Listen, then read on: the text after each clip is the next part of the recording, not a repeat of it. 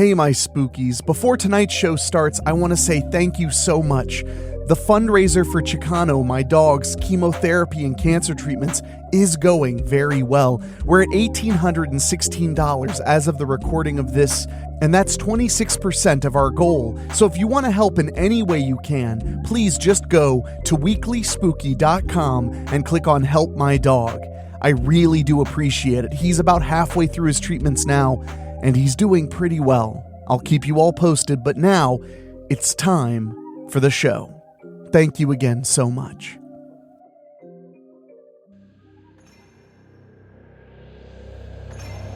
In the 1980s, a small city in the Midwest was terrorized by frequent murders and sexual assaults, initially with no suspects to speak of.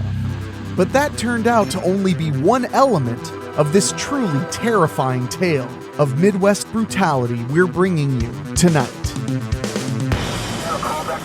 What you are about to hear is believed to be real, based on witness accounts, testimonies, and public record. This is terrifying and true.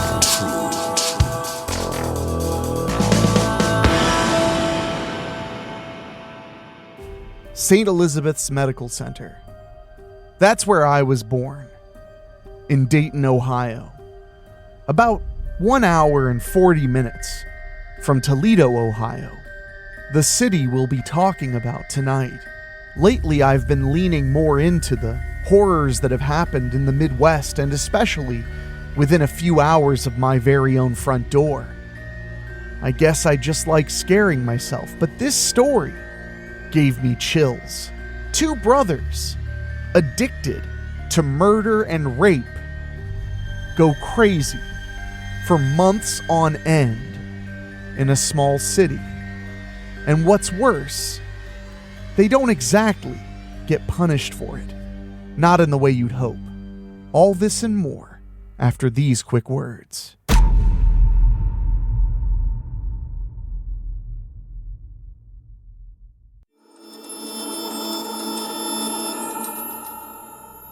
The state of Ohio has a reputation as one of the weirder states in the country.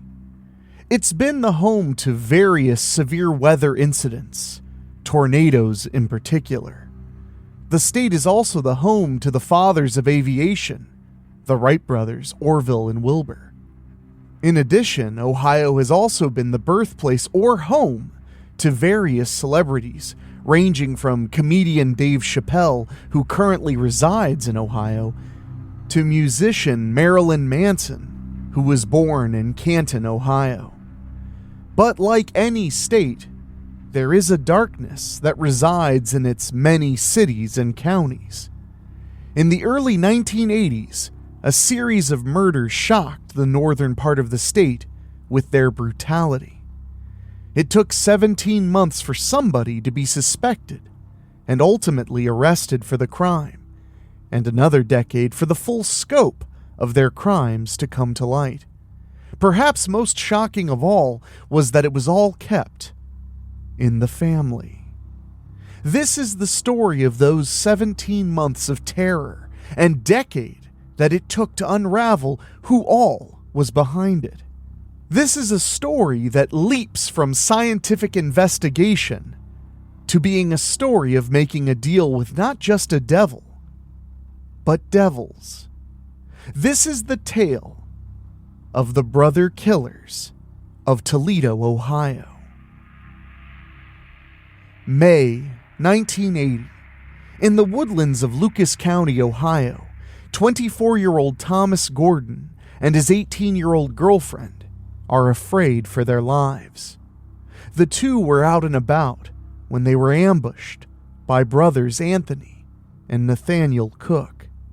Using guns, the brothers took control of the car and the two lovers hostage. Now, out in the woodlands, Anthony and Nathaniel began a horrific series of crimes. Guns in their hands, they shot Thomas Gordon, killing him. Afterwards, they raped his girlfriend before stabbing her and fleeing the scene when done. Luckily, she was able to survive.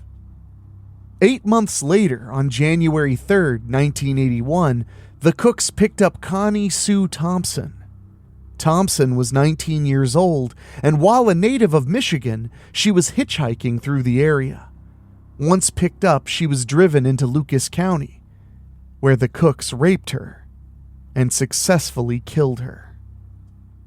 They disposed of her body by throwing it off of a bridge and into a stream. 14 days later, Thompson's body was discovered. 12-year-old Dawn Renee Bax was sadly the next poor soul to meet the brothers. She was lured by Anthony into his car in February of 1981.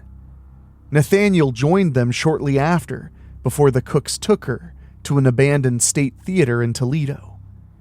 In the basement lounge of that theater, they raped Bax before killing her, crushing her skull by hitting her repeatedly with a brick. When police were tipped off about the body and arrived on the scene, they were in shock by the sheer amount of blood. At this point, Anthony, the oldest of the two, started acting on his own.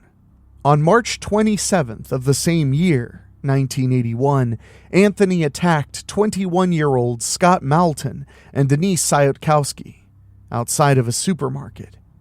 After subduing them, Anthony took the couple to the outskirts of Oregon, Ohio. There, he raped Syotkowski before killing both of them with a gun. Then, on August 21st, Anthony once again acted alone. This time, he attacked Daryl Cole and Stacy Lynn Balanek. Like his two victims before them, Cole and Balanek were 21.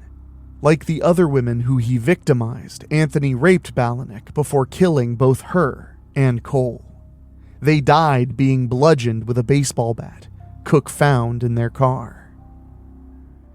Before fleeing the scene, Anthony hid the bodies inside of their own car's trunk. For a third time, Anthony acted alone. This time, Anthony acted in the rich part of the city, which only happened to be 2 blocks away from the police station. It was September 1981, and it was early in the morning. Cook confronted 21-year-old Todd Sabo and 20-year-old Leslie Sawicki. The couple were parked in their van when Cook appeared. Anthony critically injured Todd before he attempted to rape Sawicki. However, she was luckily able to escape and call for help, first from the police, and then from her father, Peter Sawicki. Peter was a local businessman and was well known by the community. When he arrived on the scene, he was shot and killed by Anthony, who then fled. In the aftermath of Peter Sawicki, investigators discovered fingerprints at the scene of the crime. In addition, various street informants told police about Anthony Cook, leading to his arrest on October 14th. In response to the conviction, Nathaniel ceased his criminal life. While the fingerprints, informant statements, and Leslie Sawicki's testimony led to Cook's life imprisonment conviction in 1982, that was only for the murder of Peter Sawicki. Lack of evidence for the other murders left them unsolved. And so the public went on, not knowing who was responsible for the other killings. That is, until the 1990s. While he had stopped committing crimes for a time, eventually Nathaniel started again, only committing minor offenses. However, in the mid-1990s, Nathaniel was arrested and provided a DNA sample as a result. Since all but one murder still remained unsolved, the police profile of the killers remained, and so, in 1998, DNA testing commenced on both Nathaniel and Anthony Cook. The test results, combined with biological traces left when the crimes were committed and the killer profile, showed the link police needed to prove that Anthony and Nathaniel were in fact the people behind the unsolved crimes.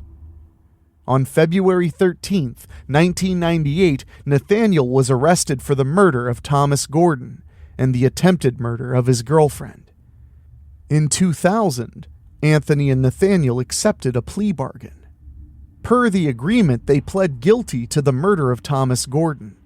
In addition, both brothers admitted to being responsible for the other murders and divulged the details of each of the killings, only with the promise that they would not be charged with any murders besides Gordon's.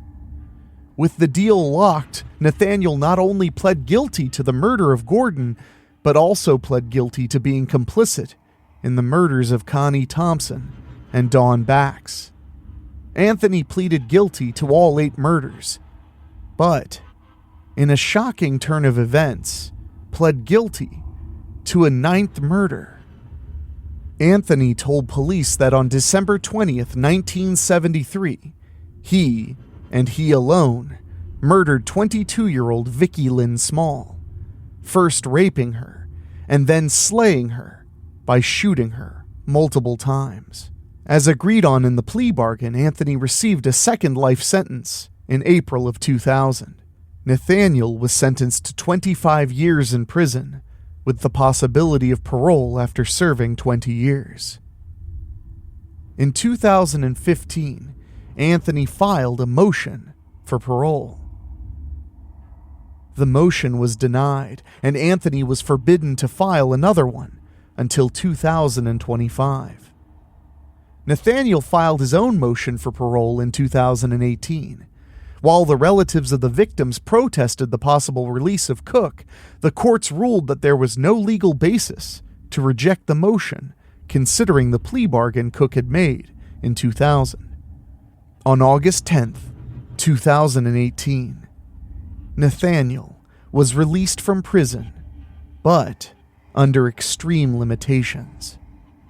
Those limitations included wearing a GPS brace, participating in counseling for sexual offenders, and was forbidden to approach locations crowded with children. In 2019, information surfaced that Nathaniel was living 200 meters from a school in Toledo, Ohio. Police investigated but concluded that the information was false, and that Cook had done nothing to violate rules and regulations of his parole. As a result, he was free to go. Despite time moving forward and their criminal deeds remaining mostly unknown to the nation, Anthony and Nathaniel Cook remain boogeymen for the Toledo, Ohio residents. Rightfully so, many would say that it's easy to understand why. For 17 months, the brothers held the area hostage in a panic about who could be next and what evil was lurking in the shadows and around every corner. Nobody was safe, especially citizens in their late teens to mid-20s. Anybody in that group could be stalked, kidnapped, beaten, raped, and killed by the then killer or killers at large. In addition, several members of the police believe the crimes to be racially motivated, due to all 9 murdered victims and the 2 surviving victims being white, while Anthony and Nathaniel were African American. The motivations for the crimes may very well never be known, nor could be the reasoning as to why Anthony acted alone for all the murders after the brothers killed Dawn Renee Bax. Why did Anthony even confess to the 1973 murder? For now, that is information both Anthony and Nathaniel have not shared. But what is known is that for 17 months in the early 80s, 2 brothers made Toledo their personal hunting ground. And while their story is not so widely known, if you ask the older citizens of Toledo, they'll be certain to share that fear they knew back then. the fear that gripped an entire age group, a suggested ethnic group, and an entire community in a brotherly bond of terror. I can't lie. When I heard that one of the brothers was let out on parole, it gave me chills. I'm generally a pretty positive person, and a friendly person too. But boy, does that make me think about who's looking over at me from the dairy section at the grocery store. You really don't know what people are capable of. Hell, most of the time we don't even know what we ourselves are capable of. So, I can't blame you if after you listen to this, you'll be a little like I'll be. Just kind of looking over your shoulder a little bit more. Maybe thumbing the security camera app on your phone, just making sure nobody's sneaking around your doorbell that you don't know about. Honestly, it's just a matter of time before I decide to go all out and research some of the dark history right here in Dayton, Ohio. I know it's out there, but not today, and probably not next week. But very, very soon, I may have to bring the horror home entirely. So thank you for listening. I hope you enjoyed this dance through the macabre and it made you think not only about how cruel people can be, but how kind they can be. Because in the end, we are all we have. And that's how I want to end this. Terrifying and True is narrated by Enrique Couto. This episode was written by Morgan Moore. Produced by Dan Wilder, executive produced by Rob Fields, with the original theme song by Ray Mattis. Make sure you're subscribed on your favorite podcasting app and leave us a 5-star rating. It really helps. And if you want to support us in a more direct way, go to weeklyspooky.com and click on Patreon, where for as little as $1 a month you can get bonus episodes, behind-the-scenes content, and so much more. And if you have a story you'd like us to cover right here on Terrifying and True, send us an email at weeklyspooky@gmail.com. We'd also like to take a moment to thank our Patreon podcast boosters, folks who paid just a little bit more to hear their names on the show. And they are Megan Hua, Julia Kirsch, Christopher Sullivan, Brent McCullough, Gino Lyons, Steve King, Jack Kirk, Craig Cohen, and Karen Weemet.